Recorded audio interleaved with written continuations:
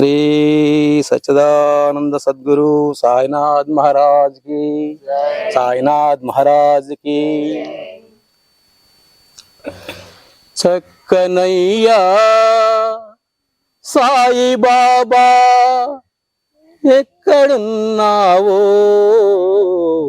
ఎంత వేడినా చింత తీర్చవు ఏమి మానెపమో, ఎంత వేడినా చింత తీర్చవు ఏమి మానెపమో, ఏమి మానెపమో. ఎందు వెదకినా అందగలవని ఎందరెందరో అందురే, ఎందు వెదకినా అందగలవని ఎందరెందరో అందురే.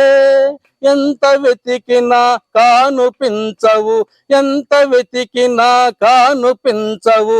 ఎందువలనయ్యా, ఎందువలనయ్యా. చక్కనయ్యా సాయి బాబా ఎక్కడున్నావో, ఎంత వేడినా చింత తీర్చవు ఏమి మానెపమో, ఎంత వేడినా చింత తీర్చవు ఏమి మానెపమో, ఏమి మానెపమో. దాన ధర్మము చేయలేదని దానవునిగా ఎంచినావా, దాన ధర్మము చేయలేదని దానవునిగా ఎంచినావా. మనసు విప్పి మాటలాడవు, మనసు విప్పి మాటలాడవు మౌనమేలనయా, మౌనమేలనయా. చక్కనయ్యా సాయి బాబా ఎక్కడున్నావో, ఎంత వేడినా చింత తీర్చవు ఏమి మానెపమో, ఎంత వేడినా చింత తీర్చవు ఏమి మానెపమో, ఏమి మానెపమో. నీదు పదములే నమ్మినాము, నీదు బాటనే నడుస్తాము, నీదు పదములే నమ్మినాము, నీదు బాటనే నడుస్తాము. ఆపదలను బాపరావా, ఆపదలను బాపరావా. ఆలసింపకను, ఆలసింపకను. చక్కనయ్యా సాయి బాబా ఎక్కడున్నావో, ఎంత వేడినా చింత తీర్చవు ఏమి మానెపమో, ఎంత వేడినా చింత తీర్చవు ఏమి మానెపమో, ఏమి మానెపమో. నీదు దాసా దాసులమురా, దాసకోటిని బ్రోవరారా. నీదు దాసా దాసులమురా, దాసకోటిని బ్రోవరారా. ధ్యాసనిపై నిలిపినామురా, ధ్యాసనిపై నిలిపినామురా. దర్శనం బియరా, దర్శనం బియరా. చక్కనయ్యా సాయి బాబా ఎక్కడున్నావో, ఎంత వేడినా చింత తీర్చవు ఏమి మానెపమో, ఎంత తీర్చినా చింత తీర్చవు ఏమి మానెపమో. ఎన్నో జన్మల పుణ్యఫలమయ నీదు స్మరణ చేయుచుంటిమి, ఎన్నో జన్మల పుణ్యఫలమయ నీదు స్మరణ చేయుచుంటిమి. నీ సన్నిధి చేరి మేము చేరి వేడుచున్నాము, పాడుచున్నాము. చక్కనయ్యా సాయి బాబా ఎక్కడున్నావో, ఎంత వేడినా చింత తీర్చవు ఏమి మానెపమో, ఎంత వేడినా చింత తీర్చవు ఏమి మానెపమో, ఏమి మానెపమో. శ్రీ సచ్చిదానంద సద్గురు సాయినాథ్ మహారాజ్ की, సాయినాథ్ మహారాజ్ की। చింత తీర్చవు ఏమి మానేపము, ఏమి మానేపము, ఏమి మానేపము. అక్కడ ఆగాం మనం. అక్కడ నుంచి నేను మొదలు పెడతా. ఈయన అక్కడ ఆగాడు, అక్కడ నుంచి నేను మొదలు పెడతా. ఏంటి మరి నెపం? మరి నోరేమో నెపం ఏంటి అంటుంది, చర్యలేమో వాడి నెపం అంటుంది. నెపం అంటే తప్పు, నేను చేసిన పొరపాటు, నేను చేసిన అధర్మం ఏమిటి అని అడుగుతుంది నోరు. మరి చర్యలు అది అనట్లేదు. చర్యలేమో వాడి వల్ల వీడి వల్ల. ఇప్పుడు మీకు డబ్బులు పోయినాయి, ఎవడో ఎత్తుపోయాడు మీ డబ్బులు, చక్కనయ్యా సాయిబాబా ఏమి మా నెపము, ఇలా డబ్బులు పోయినాయి అయ్యా అని ఏడుస్తున్నాము, బాగుంది, పాడుకుంటున్నాము, బాగుంది. మరి ఏమి నెపమని అడిగింది దానివి. మరి బాబా చెప్పింది వినాలి వద్దా? పాడావు, ఇప్పుడు మొత్తం మెసేజ్ వెళ్ళిపోయింది పైకి. ఏమి మా నెపమో అన్నావు. ఒరే పాప ఎంత ఏడుస్తుంది నా భక్తురాలు, ఉండ దాని నెపం ఏంటని స్కాన్ చేస్తాడు. స్కాన్ చేస్తే నీకు ఎంత పోయినాయి? 10 లక్షలు పోయినాయి, నీ డబ్బులు ఇరుకుపోయినాయి. రాట్లా, అయ్యో కారణం ఏంటి? స్కాన్ చేసి టికి స్కాన్ అయ్యి గూగుల్ సెర్చ్ ఆడుకో, గూగుల్ ఉంటుంది, అది ఇంకా అడ్వాన్స్ గూగుల్. స్కాన్ చేసి టింగ్ అని స్క్రీన్ అవుతుంది. నువ్వు ఒకరిని పొడిచి దోచుకున్నది కనిపిస్తుంది నీకు. ఓ ఇదే దీని నెపము అని చెప్పి దాన్ని టింగ్ అంటాడు, సెండ్ అని కొడతాడు. సెండ్ అనగానే ఆడికి వస్తుంది, అది నీ బుర్రలోకి వచ్చేస్తుంది. వాట్సాప్ సెండ్ లాగా సోల్ సెండ్ ఉంటుంది అనమాట. సెండ్ అని కొట్టగానే అది నీకు వచ్చేస్తుంది. మరి దాన్ని చూడాలి కదా నువ్వు. ఎట్లా చూస్తారు? దానికే ధ్యానము, నోరు మౌనం, కళ్ళు మౌనం, చెప్పేసా అయిపోయింది.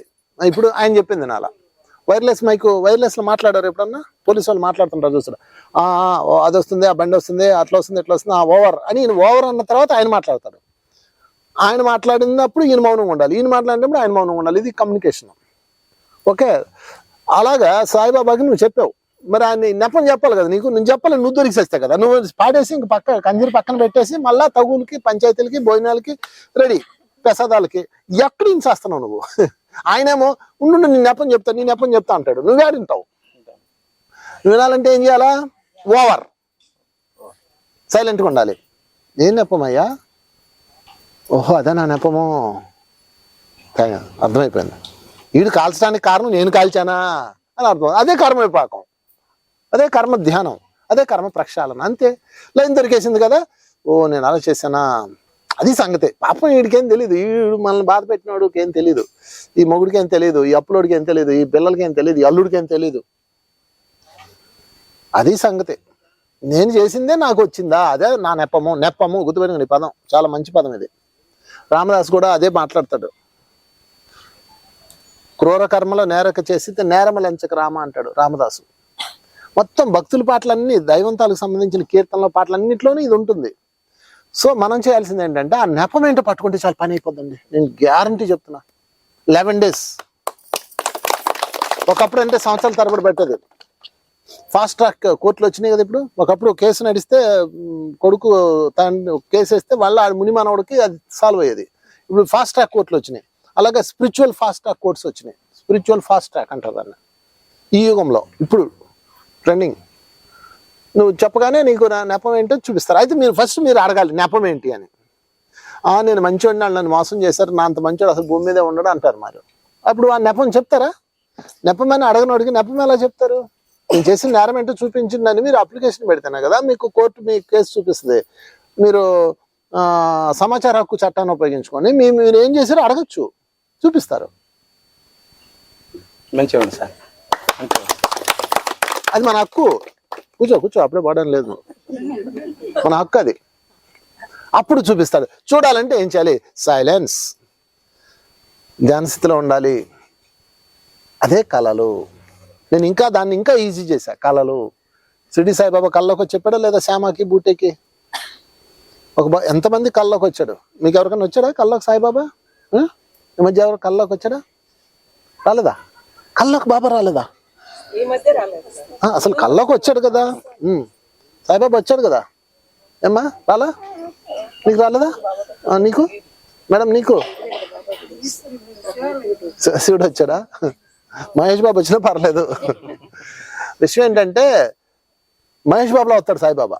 మీరు మహేష్ బాబు అనుకుంటాడు, కాదు అది సాయిబాబా. అది పట్టుకోవాలి. ఎవరు సోల్తో కనెక్ట్ అయి ఉందో వాటిని ఆత్మ చైతన్యాలు అంటారు.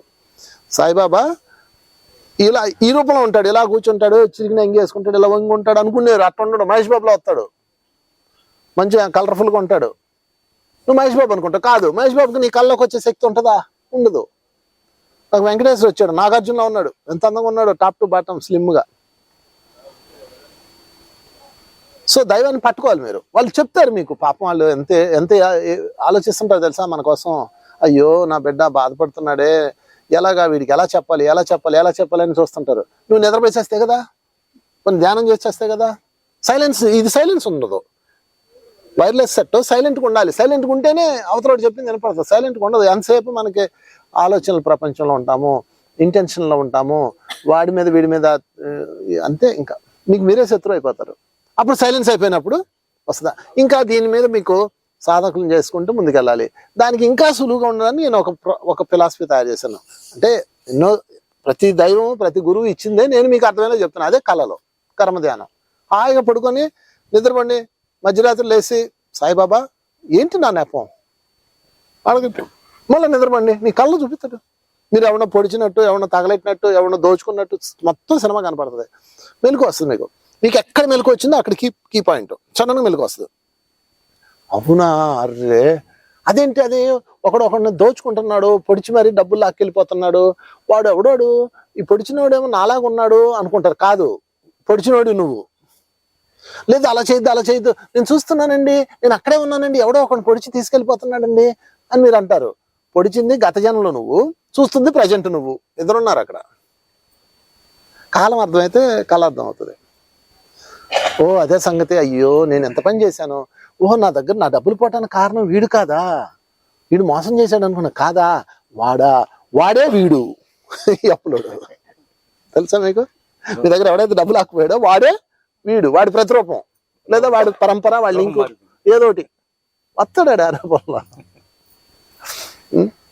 వాడు అప్పుడు ధ్యానంలో కూర్చొని, అది సంగతి. ఓకే అయిపోయింది.